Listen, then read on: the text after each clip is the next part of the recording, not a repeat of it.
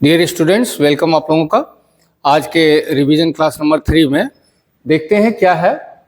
पहला क्वेश्चन है we dash that you would succeed. हम लोग यहाँ देख रहे हैं, यहाँ क्या है, यू के साथ क्या लगा हुआ है, वुड। और मैंने आपको सिखाया है कि इनडायरेक्ट स्पीच हो, और कहिएगा कैसे जान गए सर कि इनडायरेक्ट स्पीच है। तो वी डैश दैट, दैट मतलब की। इनडायरेक्ट स्पीच में दैट, इफ, इन सब चीजों का प्रयोग हम लोग करते हैं। तो यहाँ पर है we dash that you would succeed. तो यहाँ यू के तुरंत बाद क्या लगा है, वुड। विल नहीं है, वुड है। तो आपको मैंने पढ़ाया है कि अगर पहला पार्ट पास्ट में रहे, यानी रिपोर्टिंग वर्ब पास्ट में रहेगा, तो रिपोर्टेड स्पीच भी किस में जाएगा, पास्ट में जाएगा। तो जैसे हम यहाँ विल का वुड देख रहे हैं, तो हमें ये क्लियर हो जाना है कि आगे भी हम उसके पास्ट रूप को ही देखेंगे। तो होप मतलब होता है आशा करना। तो अपना सही जवाब पास्ट रूप में क्या है, सी नंबर, यानी कि we hoped that you would succeed. हमने आशा किया कि तुम सफल हो जाओगे। अगला देखते हैं, there is a bridge dash the river. आप जानते हो एक चीज हमने बताया था, ओवर का प्रयोग भी हम लोग करते हैं जब दो चीजें एक दूसरे के ऊपर नीचे तो हों लेकिन एक दूसरे को स्पर्श ना कर रहे हो। लेकिन यहाँ हमारे ऑप्शन में ओवर है ही नहीं। ऑप्शन में क्या है, अक्रॉस, इन, एट और ऑफ। तो अपना सही जवाब है अक्रॉस। और क्यों सही जवाब अक्रॉस है वो समझो। अक्रॉस मतलब होता है इस पार से उस पार। यहां पर एक जरा सा स्पेलिंग में सुधार रहा हूं, एक मिस्टेक है।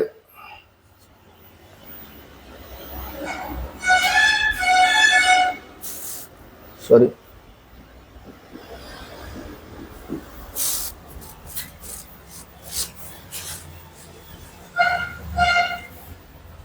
तो there is a bridge dash the river. Across मतलब होता है इस किनारे से उस किनारे। तो ब्रिज मतलब पुल होता है।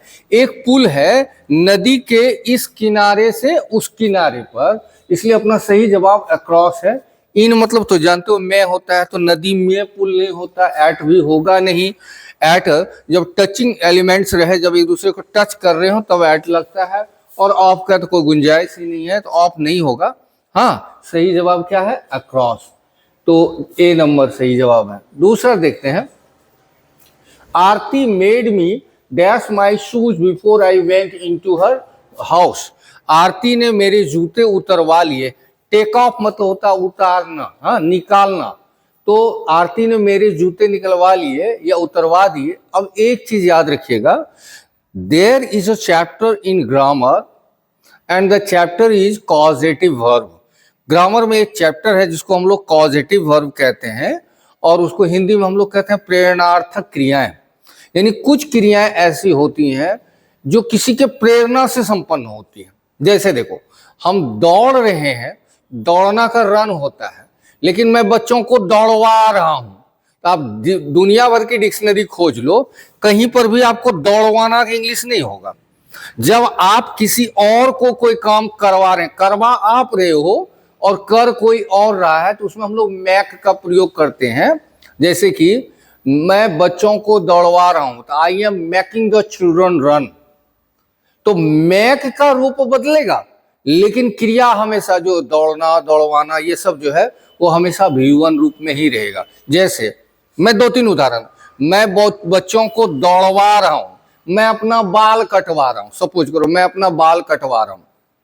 काटना का कट होता है, कटवाना के लिए कोई वर्ड ही नहीं है इंग्लिश में, तो वो कॉजेटिव वर्ब। तो I am getting my hair cut. Cut यानी V1 फॉर्म। मैंने अपना बाल कटवाया, I got my hair cut. Cut का कट ही रहेगा, वो V1 रूप में ही रहेगा। खाली गेट अगर पास्ट में आप बोल रहे हो कटवाया तो गॉट हो जाएगा। प्रेजेंट में बोल रहे हो जैसे कटवा रहा हूं तो EJMR लगा करके गेटिंग कर दोगे। तो उसी तरह यहां है, Aarti made me dash my shoes before I went into her house. Aarti ने मेरे जूते उतरवाए, निकलवाए, जब मैं उसके घर में, इससे पहले कि मैं उसके घर में घुसता। तो टेक ऑफ मतलब होता है उतारना। और अभी मैंने क्या कहा, इस तरह के कॉजेटिव वर्ब जिसमें मैक, मेड का प्रयोग किया गया है, उसके क्रिया का रूप हमेशा V1 होगा। अब आप खोज लो इसमें V1 वाला फॉर्म कहाँ है, तो लास्ट यानी सी यानी कि टेक ऑफ।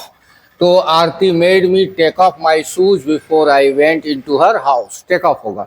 अगला देखते हैं, he said to me will you post this letter for me, उसने मुझसे कहा क्या तुम मेरे लिए ये लेटर पोस्ट कर दोगे। अब कहा गया इसको इनडायरेक्ट स्पीच में बदलिए। एज यू नो, जब आपका रिपोर्टेड स्पीच क्वेश्चन में हो यानी इंट्रोगेटिव में हो तो सेड या सेड टू के लिए हम लोग आस्क्ड लगाते हैं। तो अब मैं चलो बना ही देता हूं, इसको बनाता हूं तब आप लोग समझ पाओगे। तो ही सेड टू मी की जगह पर क्या हो जाएगा, ही आस्क्ड मी, ही आस्क्ड मी। इन्वर्टेड कॉमास को हटाने के लिए आप लोगे इफ, लगा लिए।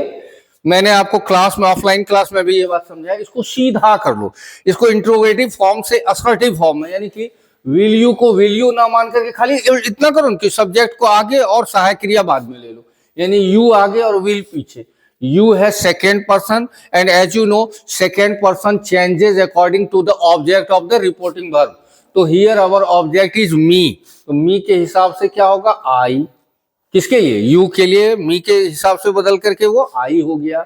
विल, विल का हमें क्या करना होगा, वुड, क्योंकि बाहर में रिपोर्टिंग वर्ब किस टेंस में है, पास्ट टेंस में, और जब रिपोर्टिंग वर्ब पास्ट में हो तो रिपोर्टेड स्पीच के भी टेंस पास्ट रूप में चले जाते हैं। तो विल का जो अभी कुछ देर पहले वो सबसे पहला नंबर क्वेश्चन में हम लोग बात कर रहे थे, तो विल का हो जाएगा would, I would post, this का जानते ही हो दैट हो जाता है, I would post that letter for. Preposition नहीं बदलता है, जो ऑप्शन में टू वगैरह दे दिया गया वो होता ही नहीं, प्रेपोजिशन जो रहता है वही रह जाता है। नरेशन में इनडायरेक्ट करने पर भी प्रीपोजिशन नहीं बदलेगा, फॉर का फॉर ही रहेगा। I would post that letter for, और लास्ट में क्या है, मी, मी है first person, first person changes according to the subject of the reporting verb. तो सब्जेक्ट यहाँ क्या है, ही, तो ही का पीछे ले जा रहे हो तो ऑब्जेक्ट ही का क्या हो जाएगा, हिम, और क्वेश्चन मार्क हट करके फुल स्टॉप हो जाता है। अब आप खोजिए इसमें चारों ऑप्शन में कि ये कहाँ है, he asked me if I would post that letter for him. तो ये वाला ऑप्शन कहाँ है, कहाँ है, कहाँ है, देखते हैं। He asked me if I would post that letter for him, यानी सही जवाब अपना कौन है, A number. He is going dash leave next week, leave मतलब छुट्टी, अगले सप्ताह वह कहाँ जा रहा है, छुट्टी पर जा रहा है। तो इसमें आप ऑन का प्रयोग करोगे, वह छुट्टी पर जा रहा है। चूज द करेक्ट सेंटेंस, आपको सही वाक्य का चयन करना है। तो देखो क्या क्या है, शी वांट 3 eggs। अब आप जानते हो उनकी सी के साथ कभी V1 नहीं लगता है, सी के साथ हमेशा V5 होगा, तो शी वांट्स होना चाहिए, पहला तो गलत हो गया। दूसरा, शी वांट्स 3 egg, इतना बच्चों जैसा है, ये सब तो ऑप्शन इतना आराम है कि आप लोग अगर गलती करोगे तो आपसे बड़े अभागे कोई नहीं हो सकता है, आप निश्चित रूप से सब सही बनाओगे। तो शी वांट्स ये तो ठीक है, लेकिन यहाँ लफड़ा है, 3 है तो 3 के साथ एग नहीं होगा, eggs होना चाहिए। तो शी वांटिंग, आप जानते हो आईएनजी फॉर्म है तो ईजीएमआर चाहिए या कोई भी हेल्पिंग वर्ब चाहिए, तो शी वांटिंग नहीं, गलत। लास्ट वाला ऑप्शन सही है, शी वांट्स 3 eggs, यानी वांट में भी यानी ये भी V5 है और एग के भी प्लूरल फॉर्म दिए हुए हैं, यानी अपना सही जवाब डी है, शी वांट्स 3 eggs। अगला देखते हैं हम, dash he drive to work, क्या वह कुछ करने के लिए ड्राइव करता है, यानी काम उम करने के लिए ड्राइव करता है या शौकिया। तो हैज ही नहीं होगा, क्योंकि आप जानते हो हैज हैव का प्रयोग होगा तो क्रिया का तीसरा रूप होना चाहिए, यहाँ ड्राइव है V1, हैज नहीं हो सकता। आप जानते हो ही के साथ डू नॉट या डू का प्रयोग हो ही नहीं सकता, तो डोंट और डू तो खत्म है, एक ही ऑप्शन बचता है डज का, does he drive to work, he के साथ डज का प्रयोग होगा। अगला देखते हैं 8 नंबर। 8 नंबर ज़्यादा टाइम नहीं लूंगा, आप जानते हो पिछले ही क्लास में मैंने इसकी चर्चा कर भी दी है। यस्टरडे जब भी रहेगा, लास्ट मंथ रहेगा, लास्ट ईयर यानी पास्ट डिनोटिंग वर्ड्स अगर रहे तो हर हालत में उसकी क्रिया हमेशा सिंपल पास्ट की होगी, यानी V2 में जाएगी। तो yesterday I dash to buy bread, V2 देख लेते हैं, तो डी नंबर है, कल मैं ब्रेड खरीदने के लिए गया। Choose the correct sentence. फिर आते हैं करेक्ट सेंटेंस में, तो ये चूज करने वाला बहुत आसान होता है। ही विल, चारों देख लिया करो, इन्हें अकबका करके फट से चुन लो। He will never speak lie, speak lie नहीं होता, टेल भले होता है। He will never tell lie, tell a lie भी नहीं होगा। He will never tell a lie, ये सही जवाब है। टेल ए लाई मतलब होता है झूठ बोलना, वह कभी झूठ नहीं बोलेगा। He will never tell a lie. Last में है she is pleased dash me.